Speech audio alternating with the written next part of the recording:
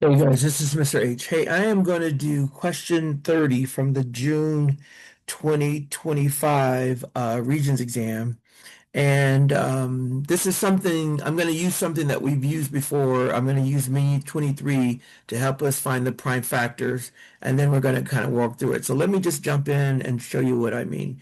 All right, so on my iPad, what you see, let me see, can I make this a little bigger? It says factor the expression, let me rewrite this, x to the third minus 36x. Now, here are the steps that we're going to go through. We're going to take 36, we're going to use menu 23, and we're going to find the prime factorization. And then basically what we're going to do is we're going to take the whole expression, we're going to expand it out using the exponents and our knowledge of exponents. Then we're going to look for GCFs. GCFs, we pull those out, and then whatever's remaining, we check it to see if we can use the difference of perfect squares. All right, so let me just show you what I mean. So first thing I'm going to do, grab the calculator, menu 23, menu 23, and I'm going to put 36 in there. Now, I already know that 36 is a perfect square, but if you don't know 36 is a perfect square, you should know it now. All right, so what I'm going to do is I am going to rewrite this expression, but I'm going to expand it out. So this is going to be x times x times x. X to the third power can be written as x times x times x. Now, next thing I'm going to do is I'm going to rewrite that 36. So this is going to be 2 times 2 times 3, and I also have an x. Now, so I've done menu 23, I expanded it out. Now I'm looking for the GCF. What is the term that's in both what is in both terms? What expression, what variable, what number is in both? Well, this has an x, this has an x. So that's the only term that they have in common. So I can go ahead and pull that out. And that also know that I'm going to have parentheses based on that. Now, so what I'm going to do is I'm going to get rid of this one since I pulled out the x, and I'm going to get rid of this as well. Now I'm going to take what's remaining and I'm going to put it inside the parentheses. Now, what you guys should realize is that this, what is remaining inside the parentheses, is a perfect square. How do I know that? Well, because there are two x's, right? That's an even number.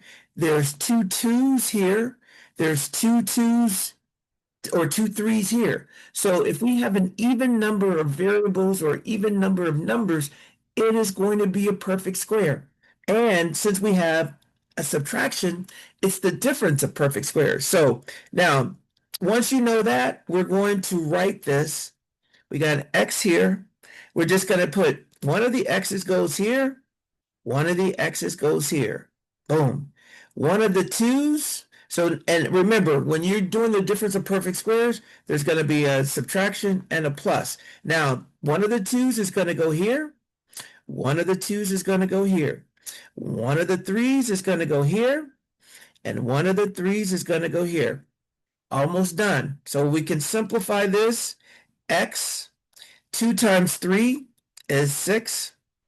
X, 2 times 3 is 6. So the factored form of this expression is x times the quantity x minus 6 times the quantity x plus 6. This is factored completely. Now, if you want to check this to make sure you've done it, make this into a function. Let's say function number 1.